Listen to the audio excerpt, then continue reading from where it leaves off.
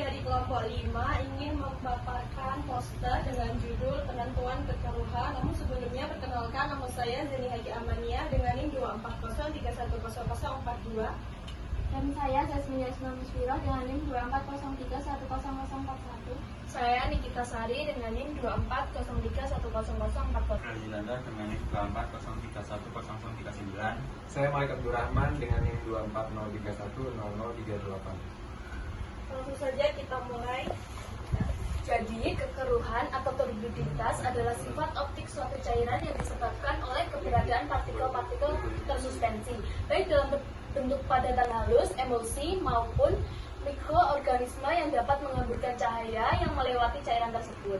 Dalam industri pangan, kekeruhan menjadi parameter penting karena mempengaruhi penampilan produk secara visual yang pada gilirannya berdampak terhadap persepsi kualitas oleh konsumen menurut Leda et al. 2020.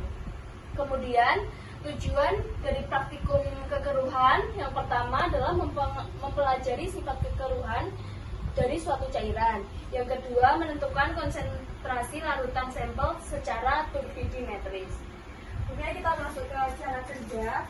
Yang pertama, menghidupkan turbidimeter dengan menekan tombol on atau off. Kemudian yang kedua, mengisi kuvet yang bersih dengan sampel yang sudah homogen sebanyak 0,5 cm dari permukaan kuvet.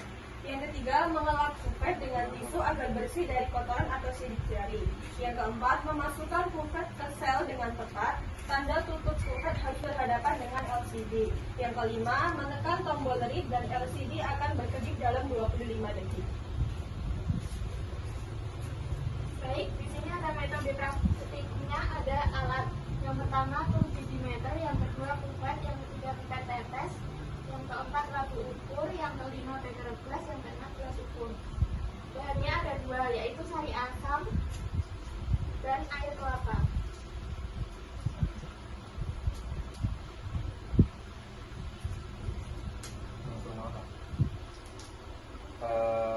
Lanjut untuk hasil pengamatannya. Yang pertama ada sampel air kelapa. Untuk sampel yang murni kita dapati 28 formasi turbidi unit.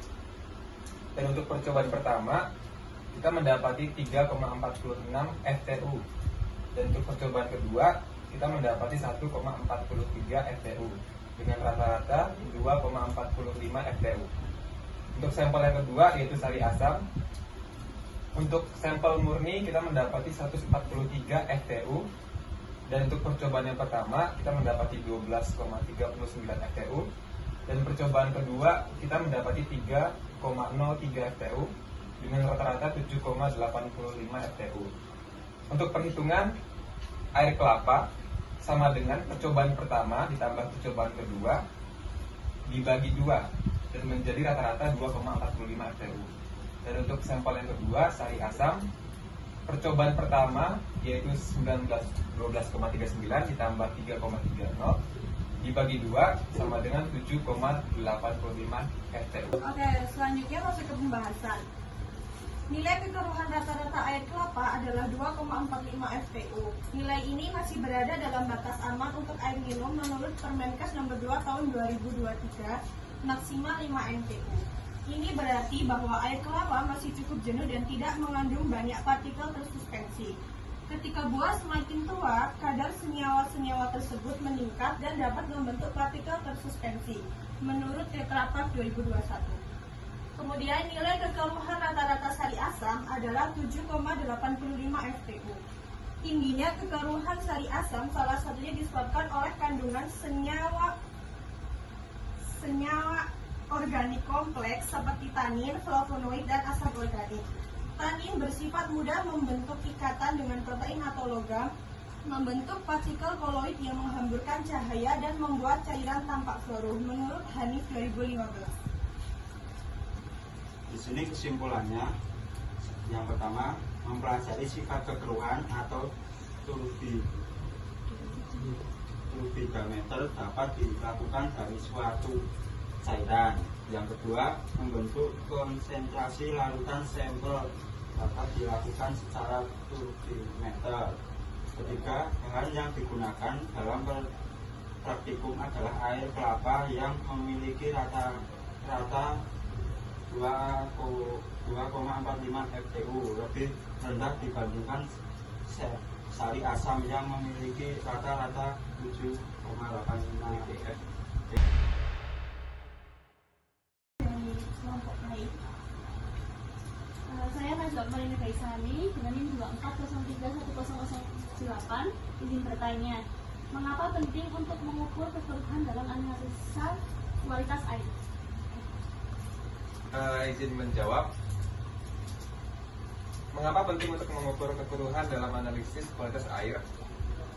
Pengukuran kekeruhan penting karena tingkat kekeruhan mencerminkan jumlah partikel tersuspensi dalam air yang dapat mempengaruhi kualitas air untuk konsumsi, proses industri, dan ekosistem.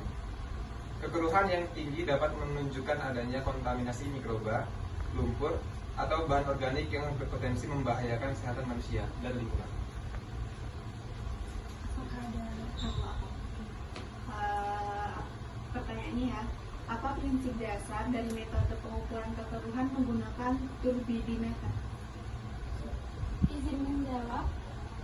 Prinsip dasar pengukuran kekeruhan dengan turbidimeter adalah mengukur intensitas cahaya yang dipancarkan melalui sampel dan tersebar oleh partikel tersuspensi di dalamnya. Semakin banyak partikel, semakin tinggi tingkat penyebaran cahaya, yang menunjukkan tingkat kekeruhan yang lebih tinggi. Satuan kekeruhan yang umum digunakan adalah MTU. Apakah sudah menjawab? Oke, sekian presentasi poster dari kelompok kami. Kurang lebihnya mohon maaf. Wassalamualaikum warahmatullahi wabarakatuh. Waalaikumsalam warahmatullahi wabarakatuh.